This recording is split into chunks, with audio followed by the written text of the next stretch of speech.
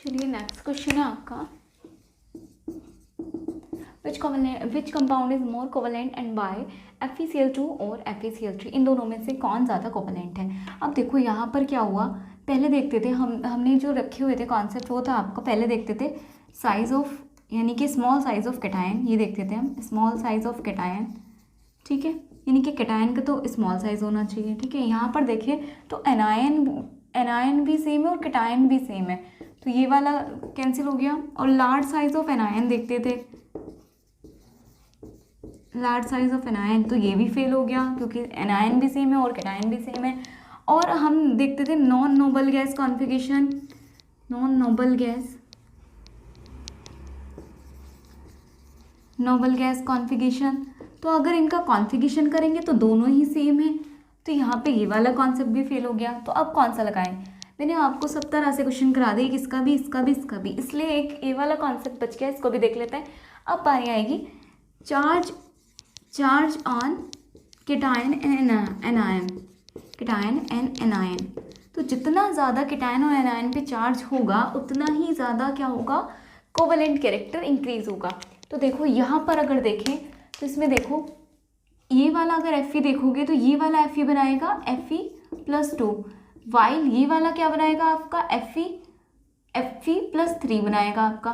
तो अब देखो चार्ज किस पे ज़्यादा है, और इसमें क्या होता है चार्ज कैटायन और एनायन का दोनों का ही ज़्यादा हो सकता है। अब क्योंकि क्या है आपके एनायन सेम है कैटायन भी सेम है, तो आप देख लो किसी को भी एक को पकड़ लो, आपने देखा ये Fe+2 बना रहे हैं, यहाँ पे Fe+3 बना रहा है, तो किसका चार्ज ज़्यादा है, Fe+3 का, तो ये क्या है आपका मोर कोवेलेंट है। तो आप रीज़न लिख सकते हो because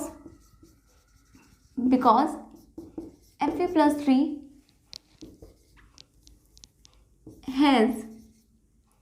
has more charge than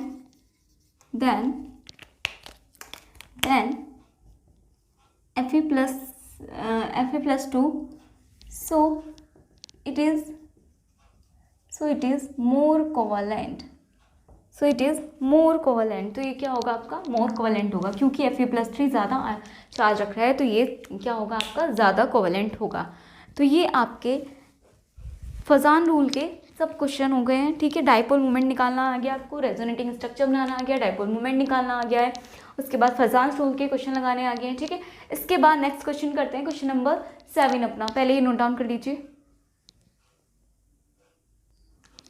चलिए नेक्स्ट क्वेश्चन है आपका क्वेश्चन नंबर 7, ठीक है, क्वेश्चन नंबर 7, इसे करते हैं अपना क्वेश्चन नंबर 7 को।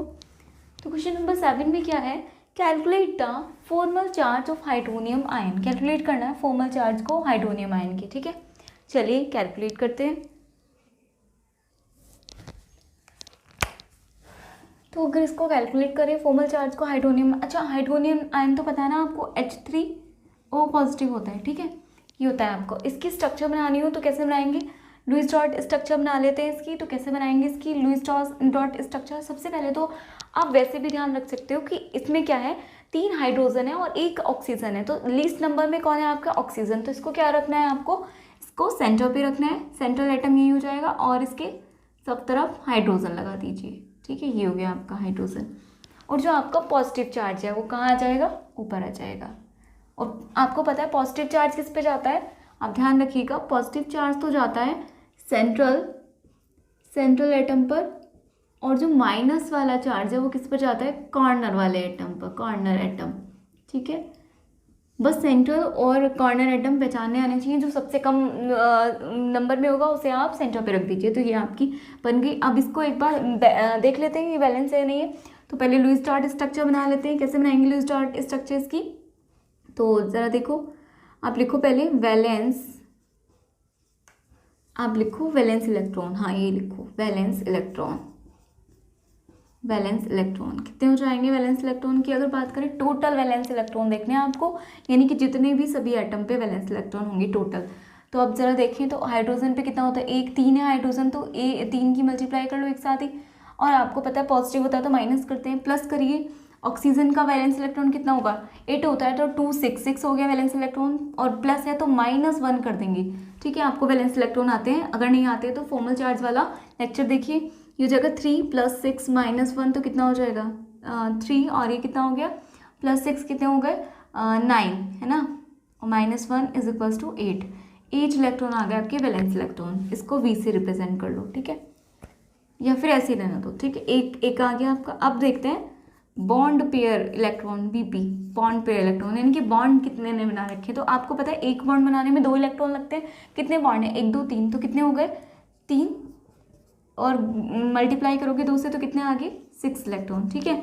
सो अब क्या निकालोगे आप, लोन पेयर इलेक्ट्रॉन, ये तो थे वैलेंस इलेक्ट्रॉन, ठीक है। लोन पेयर इलेक्ट्रॉन कैसे निकालोगे, वैलेंस इलेक्ट्रॉन माइनस के बॉन्ड पेयर इलेक्ट्रॉन। तो आप करो जरा, 8 इलेक्ट्रॉन माइनस के 6 इलेक्ट्रॉन बराबर कितने आ गए 2 इलेक्ट्रॉन। इसका मतलब है कि जो 2 इलेक्ट्रॉन है ये आपके क्या आ गए लोन पेयर। तो ये आ गया आपका वैलेंस इलेक्ट्रॉन, ये आ गया बॉन्ड पेयर इलेक्ट्रॉन, ये आ गया लोन पेयर इलेक्ट्रॉन। सो आप लुईस डॉट स्ट्रक्चर बना लो। सो लुईस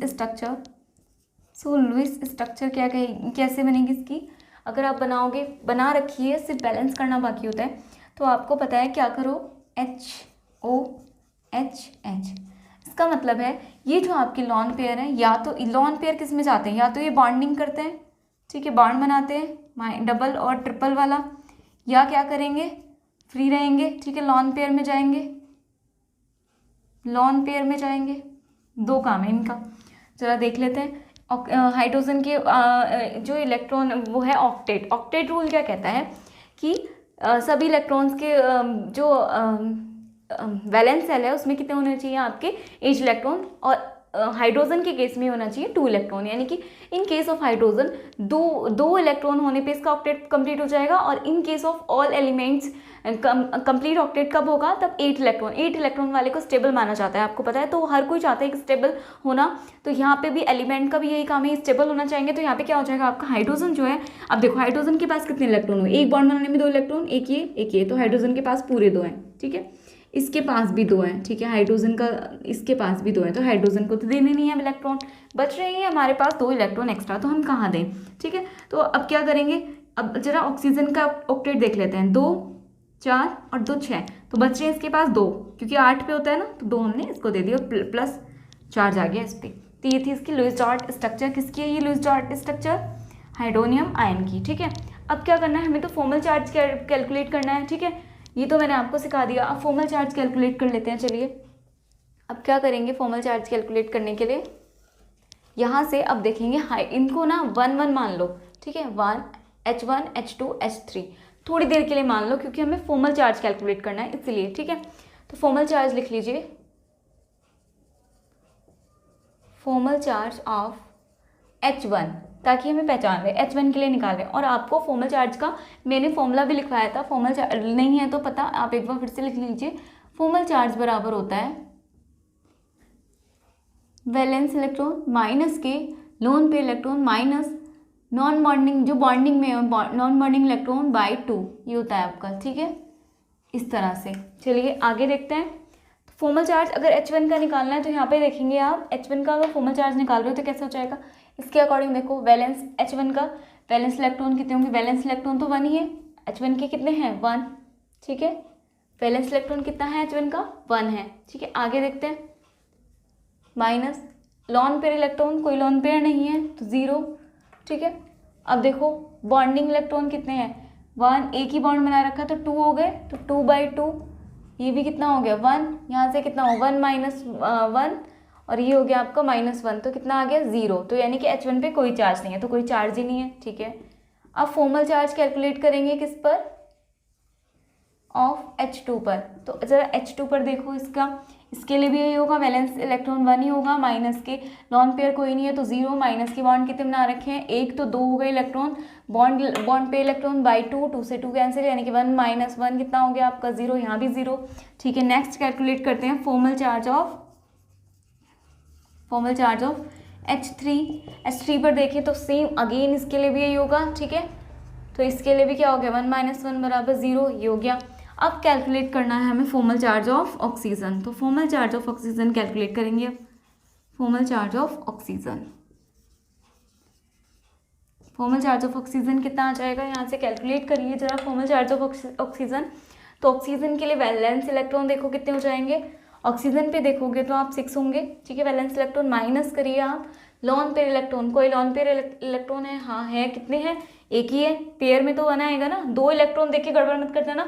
लॉन पेयर होता है, लॉन पेयर इलेक्ट्रॉन आएंगे तो दोनों को एक ही में काउंट करना है, ठीक है। माइनस, इसलिए बॉन्ड कितने से बना रखे देखो, 1 2 3, 3 बॉन्ड है तो 3 3 दूनी 6, यानी कि 3 2 जा 6/2 हो जाएगा। जब आप इसको कैलकुलेट करोगे 6 - 1 माइनस ये कितना हो जाएगा 3, तो ये हो जाएगा 6 - 4 इज इक्वल टू कितना आ गया आपका 2, ठीक है। 6 - 2 कितना आ गया यहाँ पे देखो 6 हो गया इसके इलेक्ट्रॉन्स, ठीक है। -1 हो गया इसका कितना लॉन पेयर भी है -6, ये आया है 1 2 3, 3 2 जा 6/2, यहाँ से जब कैलकुलेट करोगे हो गया -4 और कितना आ गया इसका formal charge is equal to आ गया है 2, ठीक है। कितना आया है 2। तो यहाँ पर क्या हो जाएगा आपका, यहाँ पर देखो एक हाँ यहाँ पर देखो हमारा ना 2 आएगा। क्यों आएगा 2? हमने ना यहाँ पे लॉन पेयर की पेयर ले लिया, जबकि हमने लेना है नंबर ऑफ लॉन पेयर, ठीक है। आप यहाँ लिख लो इससे, तो वेयर वी क्या है आपका वैलेंस इलेक्ट्रॉन्स एंड एल क्या है आपका नंबर ऑफ लॉन पेयर, ठीक है। और एस क्या है आपका बॉन्डिंग इलेक्ट्रॉन्स, ठीक है, बॉन्डिंग इलेक्ट्रॉन्स, ये आप लिख लीजिएगा साइड में। तो यहाँ पर आएगा 2, तो जैसे यहाँ पे 2 आएगा ये हो गया आपका 5 और अब आपका आंसर आ जाएगा 1, वो भी प्लस का 1 है, ठीक है। तो अब ज़रा देखो नेट फॉर्मल चार्ज कितना आ रहा है। सो नेट फॉर्मल चार्ज कितना आ गया, नेट फॉर्मल चार्ज आ जाएगा आपका 0 + 0 + 0 + 1, कितना आ गया प्लस का 1। तो देखो ज़रा चार्ज भी देख लो अपना कितना है इस पर प्लस का 1, ऑक्सीजन पे आ रहा है वो भी, तो बिल्कुल करेक्ट है हमारा, ठीक है। फॉर्मल चार्ज कैलकुलेशन हो गई, ये था आपका फॉर्मल चार्ज कैलकुलेशन करना, ठीक है। चलिए एक बार नोट डाउन कर लीजिए इसको। इससे आप ना चेक कर सकते हो कि देखो ये जो नेट चार्ज आया है ना, जितना भी आपके जब सारे फॉर्मल चार्जेस को सम करने के बाद जो वैल्यू आती है वो आप देख सकते हो कि एक पॉजिटिव चार्ज आ रहा है +1, तो यहाँ पे आ गया +1 नहीं है, ये +1 है, ठीक है। तो बिल्कुल हमारा एक्यूरेट आया है, ठीक है। एक और क्वेश्चन आया आपका, फॉर्मल चार्ज कैलकुलेट करना है आपको किसके लिए, SO4 2- के लिए। तो आपको पता है इसकी स्ट्रक्चर कैसी बन जाएगी, पहले स्ट्रक्चर बनाएंगे इसकी।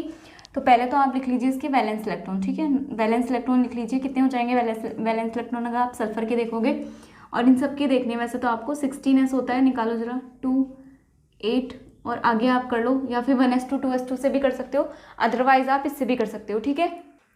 तो जैसे आपको सुटेबल लगे वैसे कर लो, ठीक है। मैं आपको ऐसे करके दिखा रही हूँ 2 8 और ये हो जाएगा आपका 10 तो हो गया, और कितने हैं 16, यानी कि कितने बच रहे हैं 6 हैं, तो 6 लिख दीजिए, ठीक है। तो यानी कि सल्फर के आगे 6 प्लस आप कितने करोगे ऑक्सीजन के, यानी कि 4 मल्टीप्लाई करोगे, 4 है ऑक्सीजन के और एक के लिए होता है आपका कितना 6 होता है, तो 4 × 6 कर लीजिए। प्लस आप क्या करोगे, इस बार 2 है आपके तो 2 प्लस करोगे, ठीक है।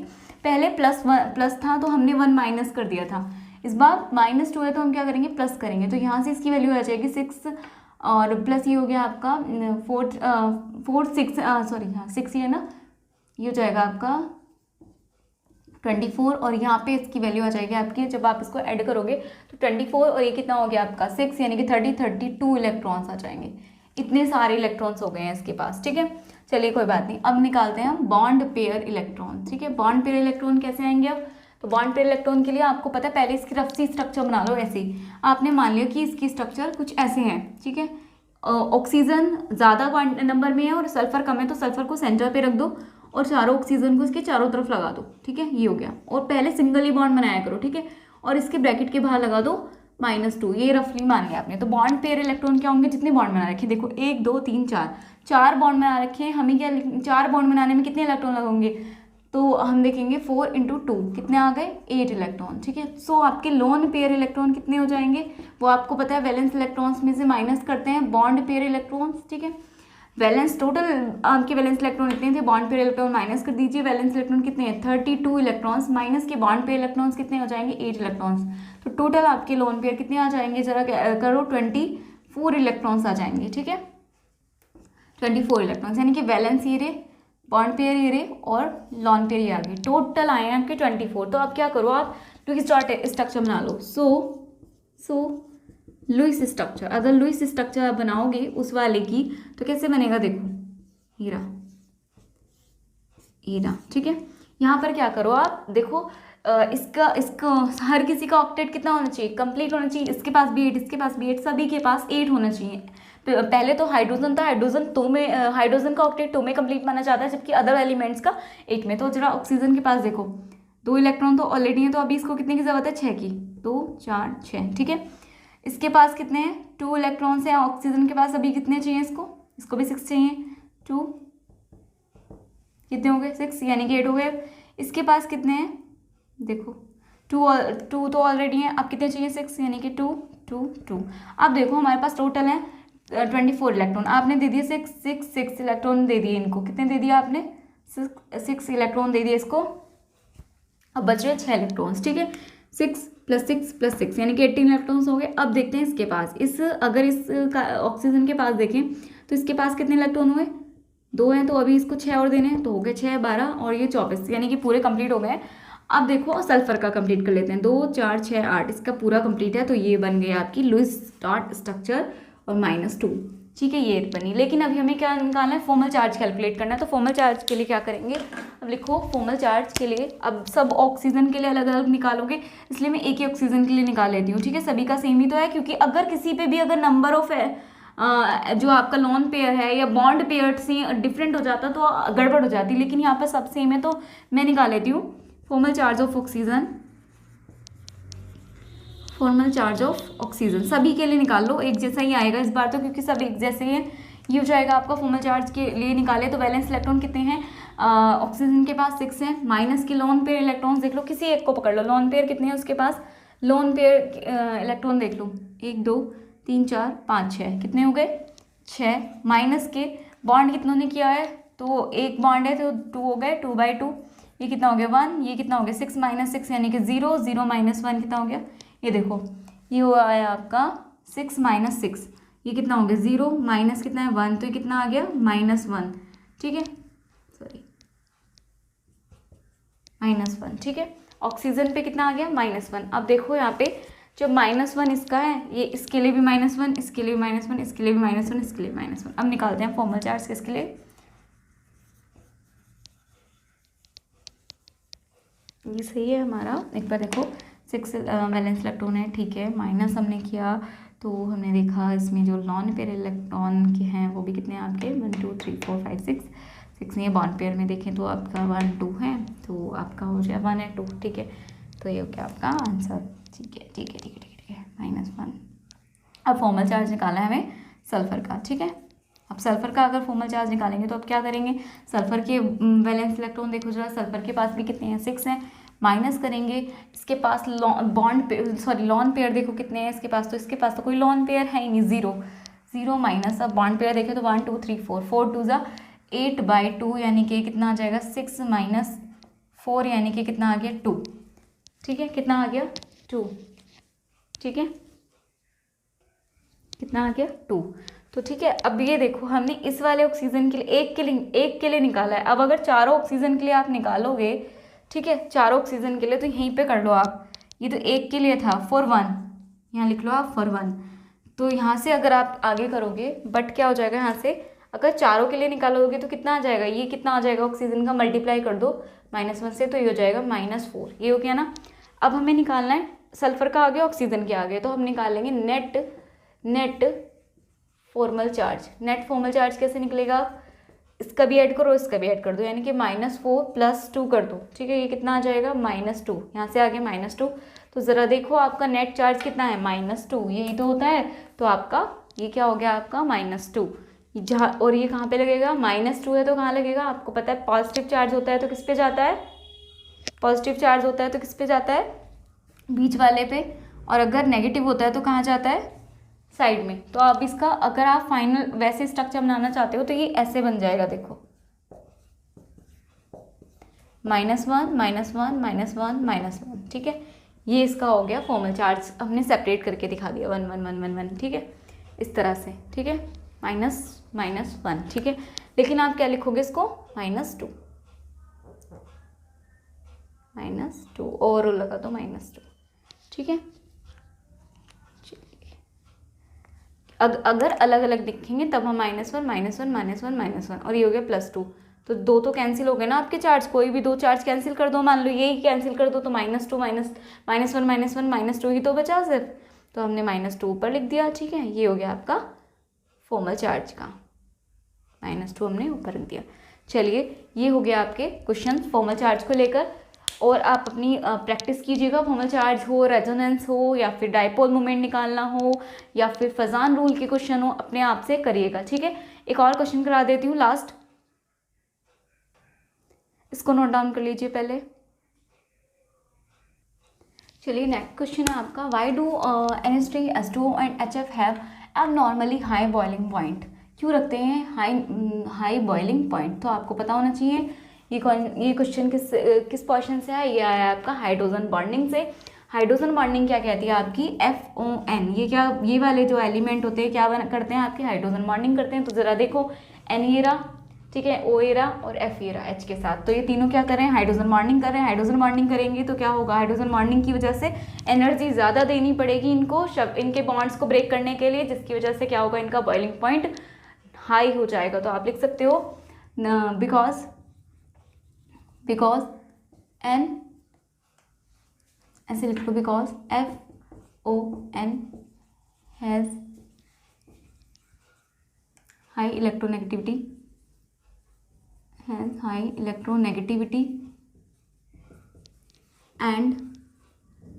and has a small size, और साइज भी स्मॉल है।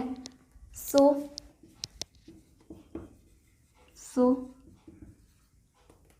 they will associated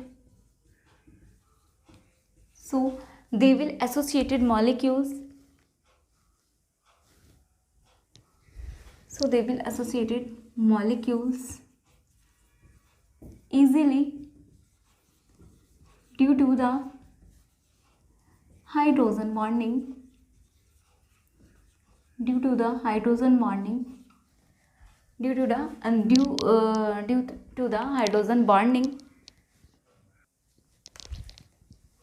and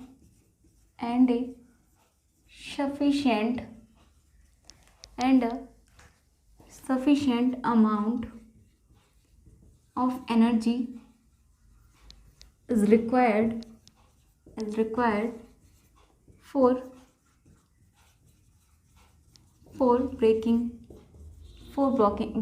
this hydrogen bond।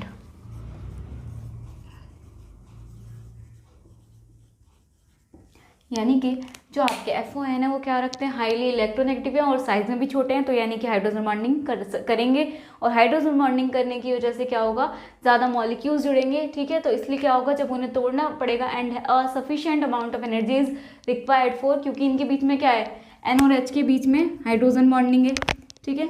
N और H के बीच में क्या है आपका, जैसे ये है अमोनिया की स्ट्रक्चर, ये है, ठीक है। इसी तरह दूसरा भी H, ये वाली होगी ये, ठीक है। तो ये क्या होगा, इसके बीच में बॉन्डिंग है। इसी तरह आगे भी जो भी आपके आगे भी होगी इस तरह से बॉन्डिंग, ठीक है, ये चलता रहेगा। इसी तरह आपका यहाँ से देखो, ये जो बॉन्डिंग है इसे तो बोलते हैं क्या, हाइड्रोजन बॉन्डिंग, इसे बोलते हैं क्या, हाइड्रोजन बॉन्डिंग। क्या हो रही है, हाइड्रोजन बॉन्डिंग। अपने आप से जो बॉन्डिंग हो रही है ये नहीं होती। हाइड्रोजन बॉन्डिंग क्या होती है, मैंने लिखवाया हुआ हाइड्रोजन बॉन्डिंग के लेक्चर में मैंने अच्छे से समझाया हुआ है कि आपस में नहीं हो रही, इनमें दूसरे कंपोनेंट मॉलिक्यूल्स के साथ, तो वही लिखा है उन्होंने, they will associate molecules easily. तो इसलिए क्या करते हैं वो, हाइड्रोजन बॉन्डिंग है की वजह से क्या हुआ, दूसरे मॉलिक्यूल से, देखो एक मॉलिक्यूल ले रहा है, एक एरा, तो इजीली जुड़ते जा रहे हैं, तो एक चैन बना रहे हैं ज़्यादा बड़ी, यानी कि अब इनको ब्रेक करने के लिए क्या होगा, उतनी ज़्यादा एनर्जी देनी पड़ेगी, और जितनी ज़्यादा एनर्जी देनी पड़ेगी उतना ही बॉइलिंग पॉइंट हाई होता जाएगा, ठीक है। तो ये रीज़न था आपका। चलिए एक बार नोट डाउन कर लीजिए, फिर आगे करते हैं। आई होप आपने नोट डाउन कर लिए होंगे। तो देखो यहाँ पे सभी क्वेश्चन करा पाना तो पॉसिबल नहीं है, आपको भी बताया, ठीक है, क्योंकि एक ही अगर क्वेश्चन से देखिए, रेजोनेंस से बहुत क्वेश्चन बन सकते हैं, डाइपोल मोमेंट के भी बहुत सारे क्वेश्चन आ सकते हैं, ठीक है। उसी तरह आपके बहुत सारे फजांस रूल से रिलेटेड क्वेश्चन, बहुत सारे क्वेश्चन हैं, ठीक है। इसी तरह आपके जो हमने अभी फॉर्मल चार्ज कैलकुलेट किया, ये बहुत सारे कंपाउंड्स के लिए कैलकुलेट कर सकते हैं हम, ठीक है। सेम उसी तरह हम हाइड्रोजन बॉन्डिंग के बहुत सारे क्वेश्चन देखते हैं, तो बहुत सारे क्वेश्चन हो जाते हैं, और वो सब एक जगह एक साथ एक ही लेक्चर में करा पाना पॉसिबल तो नहीं है। तो मैंने आपको आपको सभी तरह के क्वेश्चन कराती हूँ, बस एक लैटिस एनर्जी वाला टॉपिक बचता है, उसका भी एक लास्ट क्वेश्चन वो करा देती हूँ। उसके बाद आप क्या करिएगा, अपनी प्रैक्टिस खुद से करिएगा, ठीक है। अगर किसी भी क्वेश्चन में कोई प्रॉब्लम आती है तो वो पूछ लीजिएगा आप, ठीक है। चलिए तो हम लास्ट क्वेश्चन इस लेक्चर का करते हैं अपना लैटिस एनर्जी वाला, ठीक है।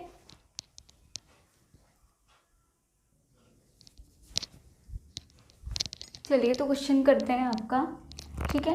क्वेश्चन ये मैंने लिखा हुआ है पहले से ही आपको, चलिए फिर से लिख के बता देती हूँ,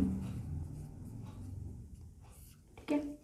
चलिए ये जो आपका calculate the lattice energy of KCl from the following data, heat of formation of potassium chloride दिया है, सब्लिमेशन एनर्जी दी है, पोटेशियम की आयनाइजेशन एनर्जी दी है, डिसोसिएशन एनर्जी दी है, Cl2 की और इलेक्ट्रॉन एफिनिटी ऑफ क्लोरीन दिया है। तो सबसे पहले तो Cl दिया है, KCl दिया है, तो मैंने ये आपको लैटिस एनर्जी वाले उसमें भी एक बताया था, उसी तरह से है। देखो जो KCl है वो डायरेक्ट भी बन सकता है, कैसे K+ और Cl-I और KCl बन जाए, ठीक है, ऐसा हो जाए। लेकिन उसके लिए ये दोनों गैसीय स्टेट में होने चाहिए, क्योंकि आपकी लैटिस एनर्जी की डेफिनेशन यही कहती है कि गैसीय स्टेट में कैटायन और एनायन को जब हम पास लाते हैं तो उनसे जब आयनिक सॉलिड आपका बन रहा होता है तो जब जितनी एनर्जी निकलती है उसे हम लैटिस एनर्जी कहते हैं, ठीक है। डेफिनेशन ये कहती है, तो हमें गैसीय स्टेट में चाहिए, जबकि के तो आपका यहाँ पे गैसीय स्टेट में था ही नहीं, क्योंकि जो आपका पोटेशियम है वो क्या है, मेटल है।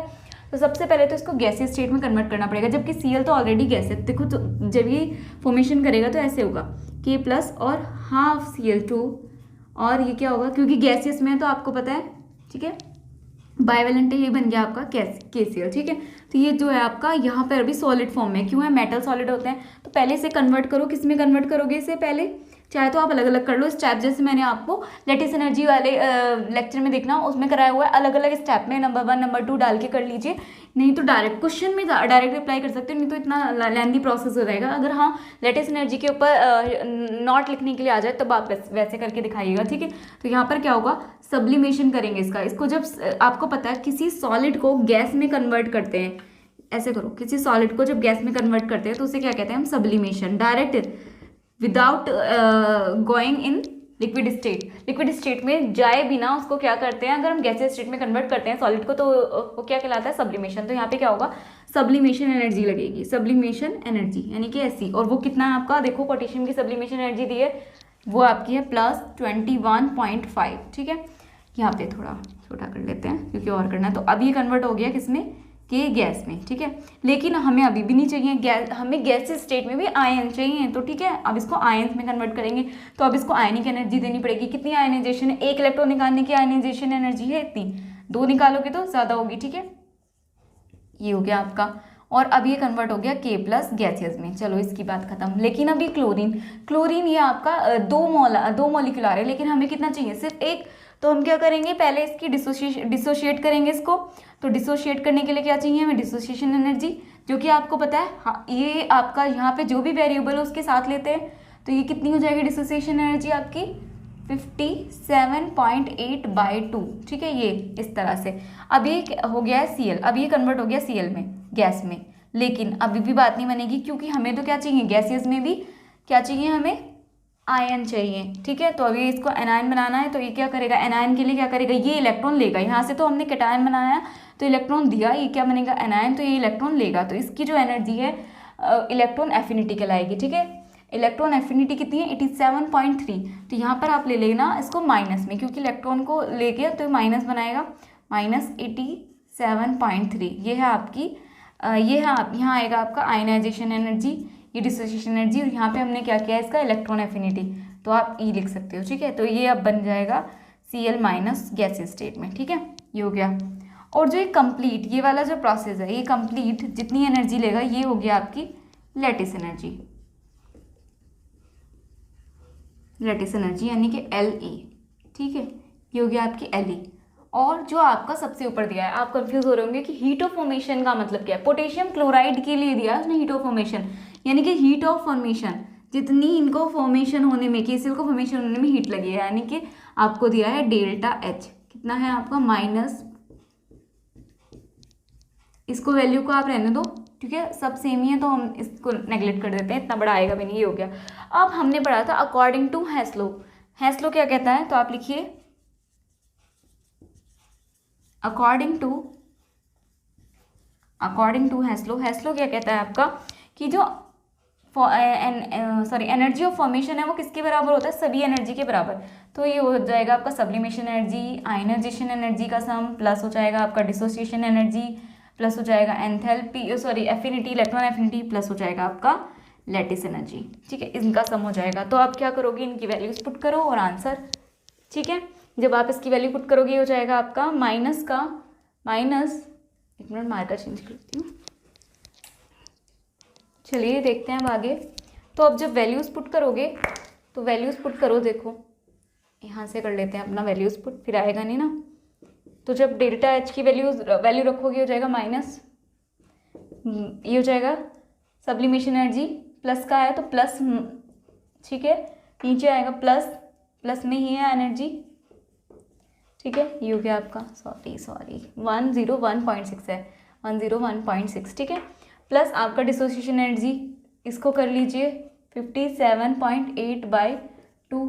ठीक है, और ये हो जाएगा आपका जो एफिनिटी है ये माइनस में है तो इसको माइनस में ब्रैकेट में अंदर रख लेना 87.3। ठीक है, प्लस आपका लेटिस एनर्जी है।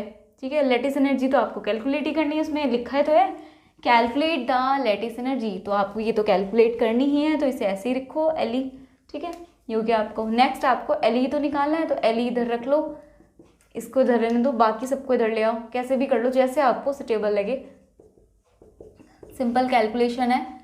ठीक है, प्लस माइनस सी तो है, ये हो गया -87.3। ठीक है, ये इधर था ना, हमने इसको इधर रहने दिया, इसको जब लेके गए तो ये गया इसमें माइनस में, ये गया यहाँ पे माइनस में, ये क्या गया माइनस में, और ये वाला माइनस था यहाँ तो ये गया आपका प्लस में। तब आप इसको कैलकुलेट करोगे तो कैलकुलेट के बाद आपकी आ जाएगी 168.9, और जिसमें आपकी यूनिट में दिया है किलो कैलोरी पर मोल। ठीक है, 168.9 किलो कैलोरी पर मोल। ठीक है, ये हो गया आपका 168.9 किलो कैलोरी पर मोल। ठीक है, यहाँ तक हो गया आपका ये आंसर 168.9 किलो कैलोरी पर मोल। ठीक है, यही आपका आंसर है। चलिए नोट डाउन कर लीजिए। लेटिस एनर्जी के और भी क्वेश्चंस हैं वो आप खुद से करिएगा। अब जो ये आपका यूनिट नंबर 1 थी molecular polarity and weak chemical forces, इसके आपके लेक्चर भी कंप्लीट हो गए हैं और इसका जो न्यूमेरिकल्स बनते हैं वो मैंने करा दिए हैं। सभी टॉपिक से एक एक दो ही कराए हैं क्योंकि सब करा पाना पॉसिबल नहीं है। ठीक है, तो बाकी के क्वेश्चन आप खुद से करके देखिएगा, अगर कोई प्रॉब्लम आती है तो पूछ लीजिएगा। ठीक है, कमेंट करके बता सकते हैं। और बाकी अब हमारा नेक्स्ट टर्न से यूनिट नंबर 2 चलेगी आपकी। ठीक है, तो आज की क्लास के लिए इतना ही। Thank you and keep learning.